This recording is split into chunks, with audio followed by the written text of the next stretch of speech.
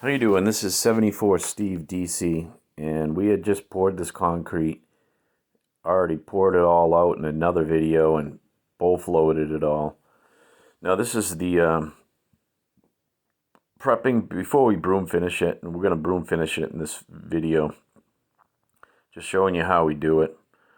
We're going over this thing with our mags, working up all the paste, trying to get where the bowl float left little lines on it. And the bowl float, you really can't get tight right to the walls and the corners really well and to the side of the house. So we got to go over everything, work up the pace. And if you're new to the channel, hit that like and subscribe button. Comment down below. It kind of helps me out with the YouTube. And if you're already a YouTube subscriber to my channel, thank you for coming back to watch the videos. I appreciate everyone who subscribes. Trying to get a lot more subscribers to the channel. And I know a lot of people watch it, but they don't subscribe. So I'm trying to make better videos. And if you have any suggestions on something you want to see, let me know, and I'll do a video on that too. So there's John up in the background, the yellow shirt. He's starting to broom the slab. Now this is a handicap slab, and it's going to be regraded. You can see that white van in the background. That's where the parking lot is. And they're going to rip up this parking lot and repave it all to match the grade to the slab that we have down here. But since it's a commercial building, they need access, handicap access to this building. So we had done this foundation, and this is the ramp itself for the wheelchair to go up.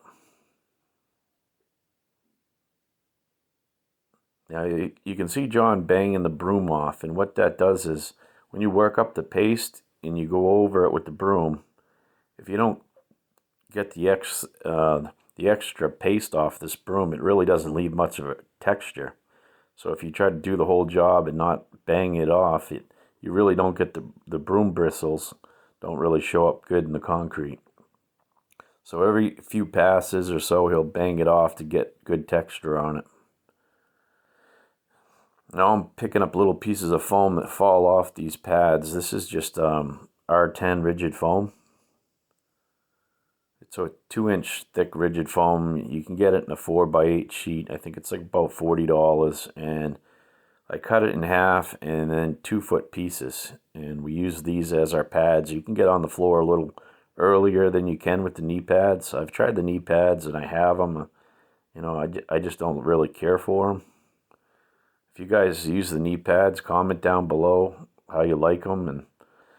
And like I said, I've tried them. It's just not for me. Basically, I learned how to do it from this method anyway. So once you learn one way and you try a different way, if you don't really like it better, the only drawback of this is these little pieces of foam break off as the pads get older, and you got to pick them out of the floor, which is really a pain in the neck. I think that's the biggest drawback of doing this. One of the other advantages is you can have lots of these pads and you can get on the floor early, and it's pretty cheap. So, like I said, these are 2-foot by 2-foot pads that I'm kneeling on.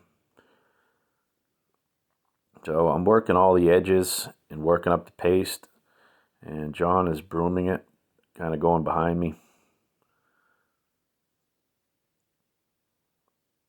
Now, broom finishing is one of the easier finishing techniques you can do. It's really forgiving. As long as it's fairly level, and not really level, but you don't have big dips in it, or you can have a little bit of wrinkles from your mag, and then this kind of covers it right up. So it doesn't have to be perfect. You just don't want to do it too early. If you do it too early, you'll know it's not going to leave any texture, or it's just going to pull all the cream apart and not really leave the bristles. So you got to kind of time it pretty close to when to do it. But if you try it too early and it doesn't work, you just wait a little longer and try it again. Just a matter of learning how to do it, like when's the right time to do it. If you wait too long, then you really don't get much texture into it, and the broom just glides across because it's already set up too much. Now that little brush that you left on the wall, that's what we use for the touch-ups, where you can't really get the big broom. That's a 4-foot broom, and we have a 2-foot one. I like the 2-foot one better. Seems to work a little better.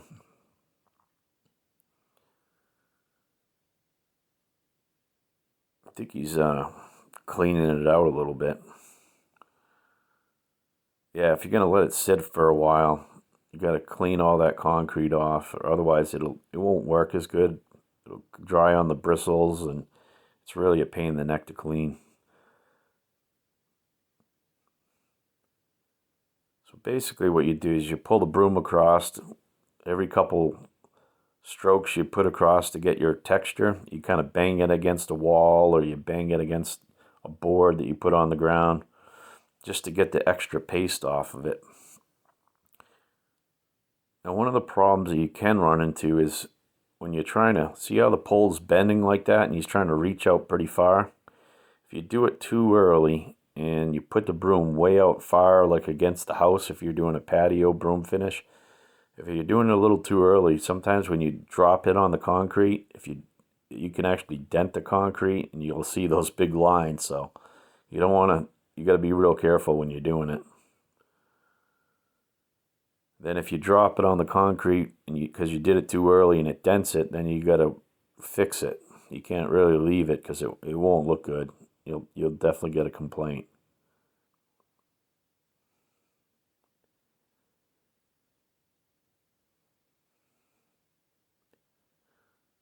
So like I said, broom finishing is really forgiving. It's kind of the easiest finish you can do.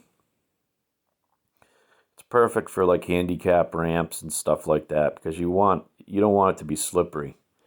So you wouldn't want a smooth finish or anything like that. And even a smoother finish, even if you hand finished it, it takes a lot more time. So this is one of the fastest finishes you can do on a floor. And it's used quite often on like sidewalks and driveways.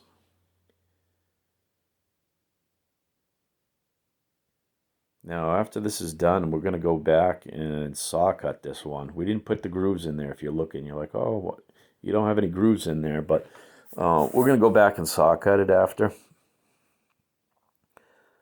Sometimes we'll put the grooves in there, and sometimes we'll saw cut them. I kind of, I don't know, I'm on the fence on what looks better. Sometimes I'd like the clean look of just a broom finish and then the saw cut. But I guess if you don't have a soft cut saw, then you got to do the grooves. Otherwise it'll crack, and it won't last long before it probably cracks. There's John with that little masonry brush doing the touch-ups where that big 4-foot broom doesn't really get tight into the corners.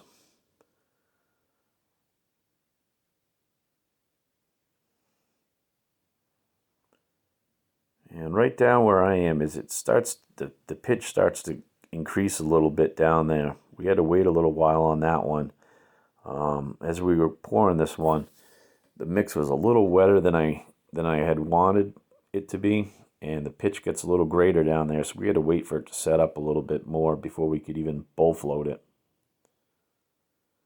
Like I said, this is after we had poured it and bowl floated it and everything. This was the first or second pass we went over it,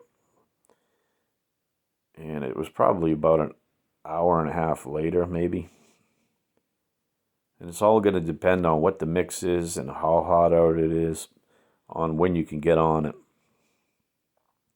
What I like to do is, you don't want to miss the window of not getting on it soon enough, because you won't be able to. You'll really have a hard time trying to fix any imperfections or anything. You're better to try to get on it a little earlier. And with these pads, like I said, I can get on the floor earlier than with the knee boards, because it doesn't sink in as deep. And typically, it's just you push down with your finger and you check a couple spots, and some spots are going to set up faster than others. There's John opening the door, trying to get into where he couldn't get before. And that's that area right there. You really couldn't get that broom right up against the edge. So he's making sure when they open the door, they get all the texture.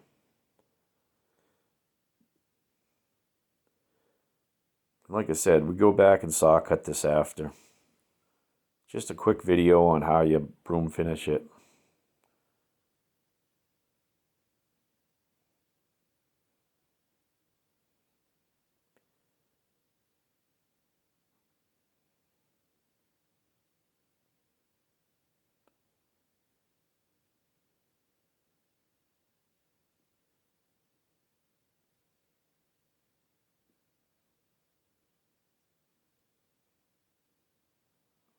So there's all the little edges that he couldn't get, and it's kind of neat to be able to walk out on this wall.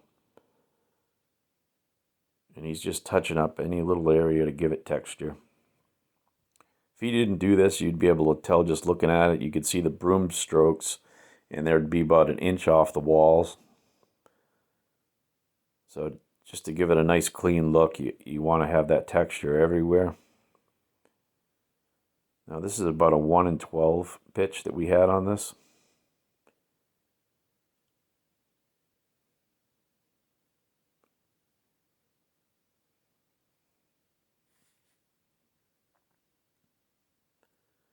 Like I said, you get any questions, post them down below if you guys do this any different. And as far as the timing, like I said, you just push your finger in and you really only want to sink a little bit into it. If you try to get on the floor too early and you dent it, you just create more problems to try to fix the dents that you put on there. So if you could push your finger in probably about 1/4 of an inch, it's about that time, maybe 1/8 of an inch.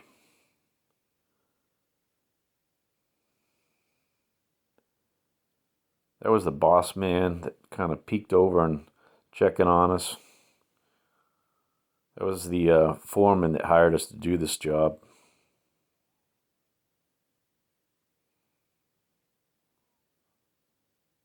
Great carpenter, by the way.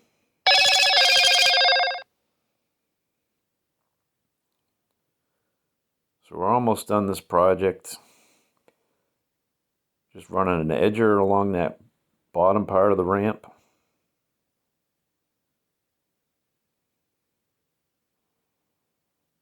And John's cleaning the broom out.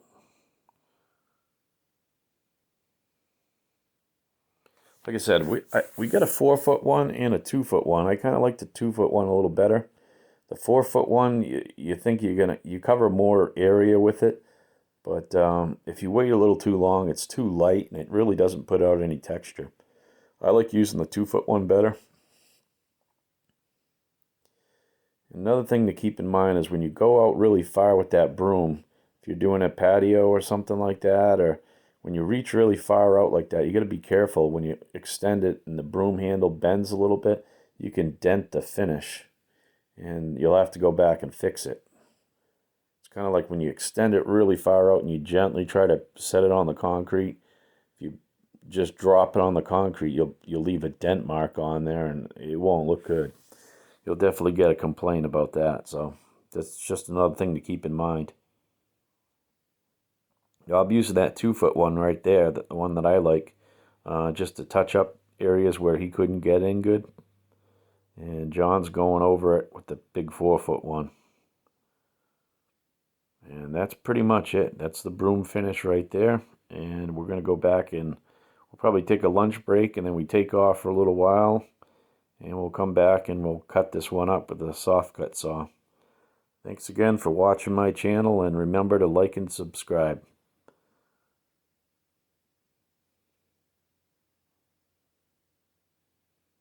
And if you have any questions, post them down below.